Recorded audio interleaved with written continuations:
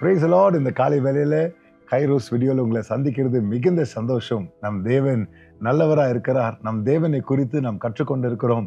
இந்த வருடம் தேவன் நம்மளுக்கு கொடுத்திருக்கிற வாக்குத்தத்தம், நாம் அவரை அறிய வேண்டும். அவர் அறிகிறதுனால நாம் பலன் அடைவோம். பலன் அடைந்து நாம் அதன் பிரகாரமாக செயல்படுவோம் என்று ஆண்டவர் நம்மளுக்கு கற்றுக் கொடுத்திருக்கிறார். அவரை தினந்தோறும் அறிகின்ற அறிவு நம்மளுக்குள்ள உண்டாகும் போதே ஒரு புது பலன் நமக்குள்ள உண்டாகும். இந்த காலை வேளையில தேவன் உங்களுக்கு சொல்லுகிறார், ஆண்டவருடைய அறிவில் நீங்க வளர வளர தேவனுடைய பலன் உங்களுக்குள்ள அதிகரிக்க போகிறது. இன்னைக்கு ஒருவேளை வீக்கா ஃபீல் பண்றீங்களா, டயர்டா ஃபீல் பண்றீங்களா, தேவன் அறிகின்ற அறிவு உங்களுக்குள்ள உண்டாகும் போதே தேவன் கொடுக்கிற சத்துவம் இன்னைக்கு உங்களை ஜெயத்துல, தேவனுடைய ஜெயத்துல நடத்தும். எவ்வளவு பேர் விசுவாசிக்கிறீங்க? நம் கர்த்தர் நல்லவர். ஆமென், ஹல்லேலூயா. இன்றைக்கு நாம் தேவனுடைய மகத்துவத்தை குறித்து நாம் பார்க்க போகிறோம். நம் தேவன் யாரா இருக்கிறார் என்று நிறைய வசனங்களை நாம் படித்து நிறைய காரியங்களை நாம் தியானிச்சு வருகிறோம். இன்றைக்கு தேவனுடைய மகத்துவத்தை குறித்து நாம் பார்க்கிறோம். Praise the Lord. இந்த வீடியோக்களை ஆரம்பிக்கும் போது நான் சொன்னேன், நம்ம தேவன் யாரா இருக்கிறார், எவ்வளவு மகத்துவமா இருக்கிறார்.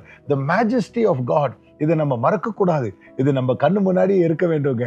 ஹல்லேலூயா. அப்போதான் நம்ம ஆராதனை சரியா இருக்கும். இன்னைக்கு ஏன் ஆராதனை சரியா இல்லைன்னா, தேவனுடைய மகத்துவம் நம்ம முன்னாடி இல்லாததுனால நம்ம ஆராதனை இன்னைக்கு வேற மாதிரி ஆயிடுச்சுங்க.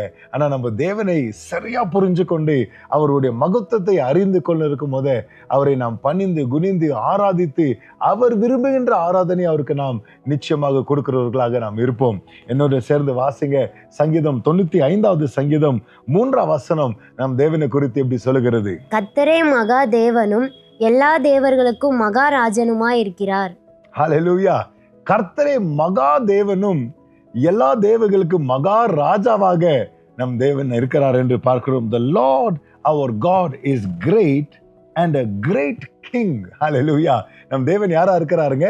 மகா ராஜாவாக நம் தேவன் இருக்கிறார் என்று நாம் பார்க்கிறோம். அதை நீங்க உணர்றீங்களா?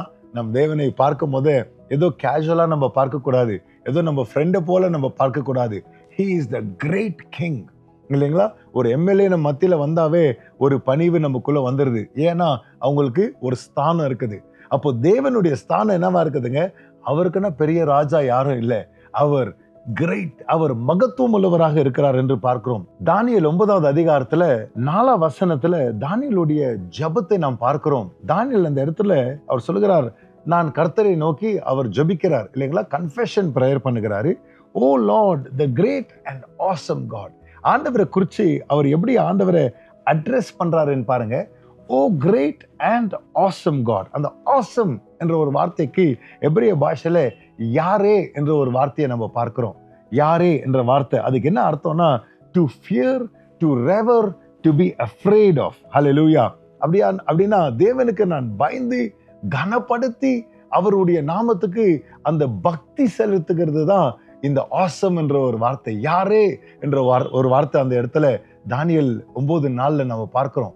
தானியேல் அந்த வார்த்தையை யூஸ் பண்ணி ஆண்டவர் சொல்லுகிறாரு, ஓ கிரேட் அண்ட் ஆசம் காட். ஆண்டவரே, நீர் மகத்துவம் உள்ளவர், நீர் பராக்கிரம் உள்ளவர். உங்க நாமத்துக்கு நாங்க பயப்படுகிறோம் ஆண்டவரே. உம்மை நோக்கி நாங்க பார்த்து உம்மை நாங்க கனப்படுத்துகிறோம். ரெவரன்ஷியல் ஃபியர், ஒரு ஆழ்ந்த ஒரு ரெஸ்பெக்ட், ஒரு ஆழ்ந்த ஒரு மரியாதை உங்களுக்கு நாங்க செலுத்துகிறோம் ஆண்டவரே என்று அவர் சொல்லுகிறத நம்ம பார்க்கிறோம். நம் தேவன் எப்படி இருக்கிறாருங்க? மகத்துவம் உள்ளவர். அவர் இடத்துல நம்ம வரும்போத பாவ மன்னிப்பு கேட்கும் போத முதலாவது ஒரு சொல்றாரு, ஆண்டவரே நீர் மகத்துவம் உள்ளவர் ஐயா. யாரே ஆண்டவரே, நீர் யாரா இருக்கிறீங்க? பெரிய தேவன். உம்மை குறித்து நாங்க உங்க நாமத்தை நாங்க யோசிக்கும் போதவே எங்க உள்ளத்துல ஒரு பயம், ஒரு ஆராதனை, ஒரு பணிவு, ஒரு டீப் ரெஸ்பெக்ட், ஆழ்ந்த ஒரு மரியாதை வருதுக்குது ஆண்டவரே என்று அவர் எடுத்து காட்டுறதை நாம் தானியேலை பார்க்கிறோம். சங்கீதம் 104வது சங்கீதம் 1வது வசனத்துல நாம் இப்படி வாசிக்கிறோம். என் ஆத்துமாவே கர்த்தரை ஸ்தோத்திரி, என் தேவனாகிய கர்த்தாவே, நீர் மிகவும் பெரியவராயிருக்கிறீர், மகிமையையும் மகத்துவத்தையும் அணிந்து கொண்டிருக்கிறீர். ஹல்லேலூயா. நீர் மிகவும் பெரியவராக இருக்கிறீர், நீர் மகிமையும் மகத்துவமும். Hallelujah. Splendour and majesty you are clothed. Hallelujah. ஆண்டவர் மகிமையும் மகத்துவமும் அணிந்து கொண்டிருக்கிறார் என்று பாருங்க. ஆண்டவர் நம்மளை போல துணி மாத்தணும், இல்லை மகத்துவமான துணி போட்டுக்கணும், மகிமையான துணி போட்டுக்கணும்னு இல்லைங்க. அவரே மகிமையா இருக்கிறார், அவரே மகத்துவமா இருக்கிறார். Praise the Lord. He is the splendor, he is the majesty. இவர்தான் நம் தேவனா இருக்கிறார். மகத்துவம் உள்ள தேவனா அவர் இருக்கிறார் என்று நாம் பார்க்கிறோம். மகிமையின் ராஜாவாக அவர் இருக்கிறார் என்று நாம் பார்க்கிறோம்.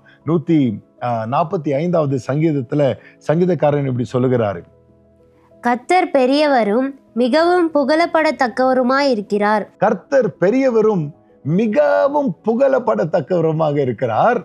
அவருடைய மகத்துவம் ஆராய்ந்து முடியாது. பாருங்க, அவருடைய மகத்துவத்தை ஆராய்ந்து முடியாது. இப்ப யாரோ ஒருத்தர் மகத்துவமா இருக்கிறாங்க, ஒரு பர்சன் கிரேட்டா இருக்கிறாங்கன்னு என்ன பண்ணுவாங்க, விக்கிபீடியால அவங்களை குறிச்சு எழுதுவாங்க, எது எதுக்கெல்லாம் கிரேட்டா இருக்கிறாங்கன்ட்டு ஒரு லிஸ்ட்டை போட்டுடுவாங்க. இதுக்காக தான் இவங்க மகத்துவமா இருக்கிறாங்கன்னு.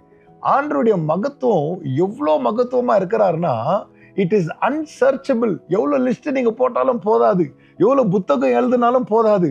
அவ்வளோ மகத்துவம் உள்ளவராக, his greatness is unsearchable என்று சங்கீதக்காரன் நீங்க எழுதுகிறார். நீங்க என்ன இன்வெஸ்டிகேட் பண்ணாலும், எவ்வளவு என்கொயரி பண்ணாலும் புது புதுசா கண்டுபிடிச்சிட்டே இருப்போம். இதனாலதான் பரலோகம் நம்மளுக்கு ரொம்ப இன்ட்ரெஸ்டிங்கா இருக்க போகிறது. ஏன்னா ஆண்டவருடைய மகத்துவத்தை குறித்து தினந்தோறும் நித்தியத்துக்கு எக்காலமும் வெளிப்பாடு மேல வெளிப்பாடு நம்ம பெற்றுக்கொண்டே இருப்போம். பழசே ஆகாது. இது நம்மளுக்கு தெரிஞ்ச விஷயம் தானேன்ட்டு ஆகவே முடியாது. அந்த அளவுக்கு மகத்துவம் உள்ளவர் நம் தேவனாக இருக்கிறார். சங்கீதம் 77வது சங்கீதம் 13ஆம் வசனம் 14ஆம் வசனத்துல நம் தேவனை குறித்து இப்படி வாசிக்கிறோம், தேவனே, உமது வழி பரிசுத்த ஸ்தலத்தில் உள்ளது. நம்முடைய தேவனை போல பெரிய தேவன் யார்? அதிசயங்களை செய்கிற தேவன் நீரே. ஜனங்களுக்குள்ளே உம்முடைய வல்லமையை விளங்க பண்ணினீர். ஹல்லேலூயா. உம்மை போல யார் இருக்கிறாங்க ஆண்டவரே? அதிசயங்களை செய்கிறவர் நீங்க, மகத்துவமானவர் நீங்க. உம்முடைய வழிகள் பரிசுத்த ஸ்தலத்துல இருக்குது ஆண்டவரே. ஜனங்கள் மத்தியில உம்முடைய வல்லமையை வெளிப்படுத்துகிற தேவனாக நீங்க இருக்கிறீங்க. ஆண்டவர் மகத்துவம் உள்ளவரா இருக்கிறாரு. அந்த மகத்துவத்தை நம்மளுக்கு காட்டுகிற தேவனா இருக்கிறார். யோசிச்சு பாருங்க, இஸ்ரவேல் ஜனங்க 430 வருஷம் அவங்க ஒரு அடிமைத்தனத்துல கொடூரமான ஒரு நிலைமையில இருக்கிறாங்க.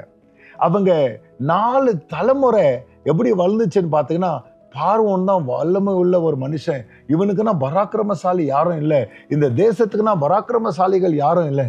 ஆண்டவர் என்ன பண்றாரு, அந்த துயரத்துல, in the midst of their pain, God shows his greatness.